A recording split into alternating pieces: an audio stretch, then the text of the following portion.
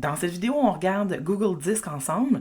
Ça devrait pas être très compliqué parce que c'est le même principe que n'importe quel drive, que ce soit Dropbox, OneDrive, Google Drive, c'est la même chose.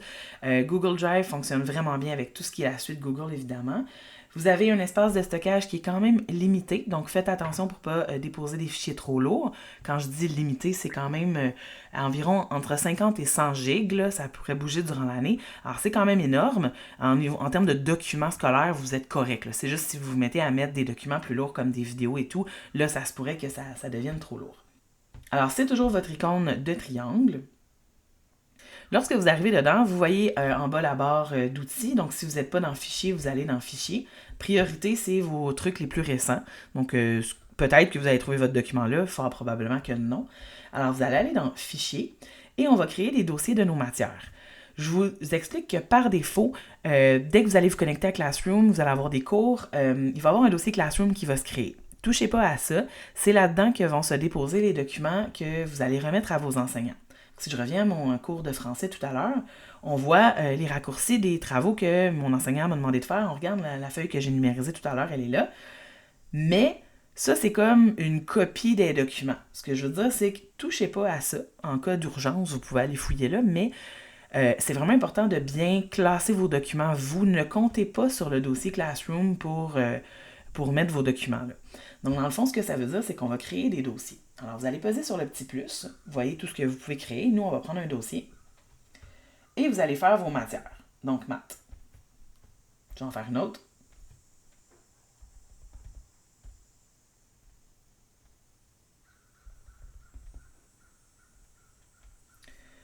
Vous allez faire toutes vos matières comme ça, puis vous pourriez vous faire autre chose. Vous pourriez vous faire un dossier photo de vacances. Ça me dérange pas, là. C'est juste qu'il faut comprendre quand même que quand vous allez quitter le collège, il va falloir téléverser ça, là. Mais peu importe, vous pouvez vous faire un dossier projet avec des... Si jamais vous faites des dessins, vous voulez enregistrer vos choses, vous êtes un artiste, il n'y a vraiment pas de problème. Mais ça prend au moins vos dossiers de matière scolaire. Et là, vous devriez pas trop avoir de documents éparpillés comme moi j'ai là. C'est normal qu'ils s'en ramassent 2-3, mais assez rapidement, il faudra aller les déplacer. Donc, pour les déplacer, d'après moi, je ne vous le montrerai pas puis vous seriez capable. Là, vous cliquez dessus puis vous pouvez aller le mettre dans le bon dossier. Ça, c'est une des manières de déplacer. C'est la plus rapide, je dirais. Sinon, on peut en sélectionner plusieurs. Je pourrais prendre le petit icône de flèche, de dossier avec une flèche et je décide où je l'envoie. Donc, je l'envoie dans Maths, par exemple, et je fais déplacer.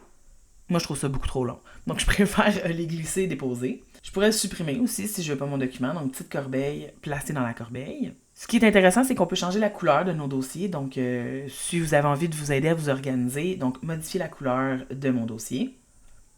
Classroom, je vais le mettre vert parce que c'est vraiment la couleur de Classroom, vert. Puis, je vais mettre la même couleur que mon prof a mis sa classe. Donc, français, elle l'a mis en mauve. Oups, je ne voulais pas renommer. Je voulais modifier la couleur.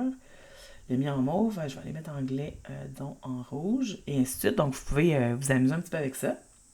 Vous avez toujours le menu Hamburger à gauche. Donc, si vous cliquez dessus, vous avez vos fichiers récents, vos fichiers suivis. C'est ceux que vous auriez mis une petite étoile à côté qui sont comme vos favoris, si je peux dire. Vous avez votre corbeille. Et donc, si vous voulez aller retirer quelque chose de la corbeille, vous pouvez. Vous avez 30 jours. Ensuite, sinon, vous avez des paramètres. Là aussi, vous pouvez aller ajuster des notifications, mais il n'y en a pas tant que ça dans Google. Donc, je pense que vous pouvez le laisser comme ça. Si vous recherchez un document, d'où l'importance de bien leur donner un bon titre, vous pouvez faire une recherche ici. Si quelqu'un a partagé quelque chose avec vous, donc un travail d'équipe, puis c'est votre collègue qui a créé le document puis qui l'a partagé avec vous, ça va se retrouver dans Partager ici. Vous allez voir à qui ça appartient. Donc, par exemple, ici, on voit que Justine Demers, ça c'était moi, mais a partagé avec l'élève, parce que là, je suis dans le compte de Juliette, donc le 27 juin, ce dossier-là. Ça devient vraiment pêle-mêle parce que regardez, c'est tout mélangé de tous les gens qui ont partagé avec moi. Donc, ce que vous pouvez faire, moi, ce que j'aime comme pratique, si c'est quelque chose que vous risquez de retrouver souvent, si c'est juste pour travailler une fois, c'est pas grave, mais si vous avez travaillé un mois, 2 semaines sur un document, vous pouvez peser sur les 3 petits points. Et vous pouvez faire ajouter un raccourci vers disque. Et là, vous choisissez où. Donc, mettons, c'est un travail en lien avec le français, donc je vais aller le mettre dans le dossier français. Et là, ce que ça fait, c'est que c'est toujours l'autre personne qui est propriétaire du document. Ça ne change rien. Mais j'ai ajouté un raccourci dans mon drive. Donc, si je m'en vais dans français, vous voyez, je l'ai ici, le document que la personne a partagé avec moi. Le dossier, en fait, dans ce cas-ci.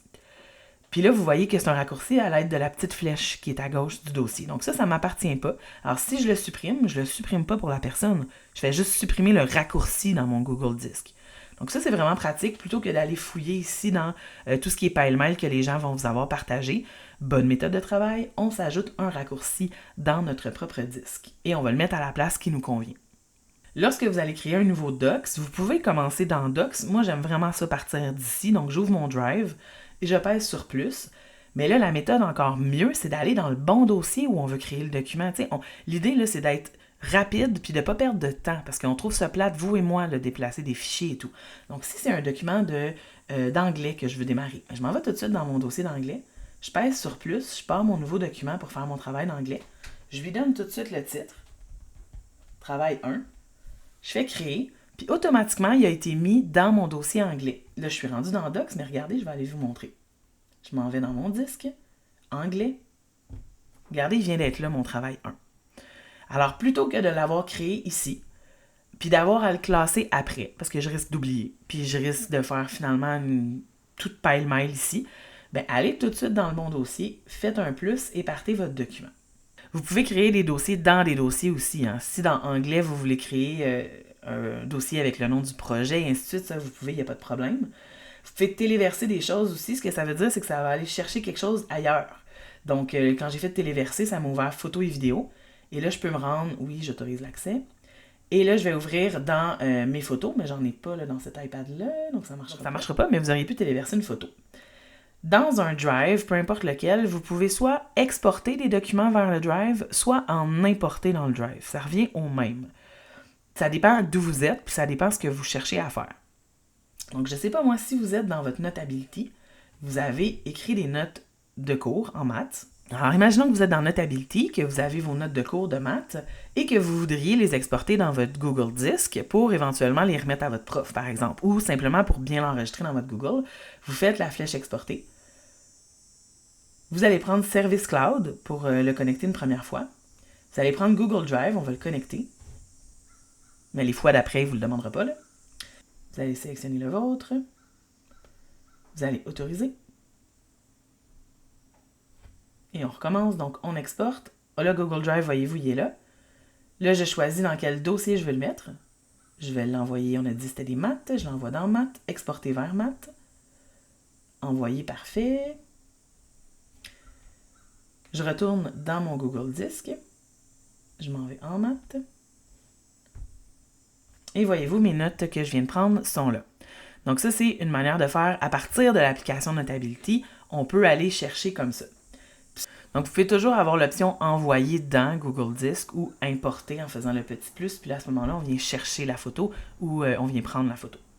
Alors évidemment, vous devriez vous placer les apps dont je parle dans la barre en bas là, pour un accès plus rapide, mais sinon, vous allez quand même être en mesure de les retrouver facilement. Alors ça, c'était pour Google Disc et des bonnes méthodes de travail, tant avec Classroom qu'avec tous vos documents. Merci!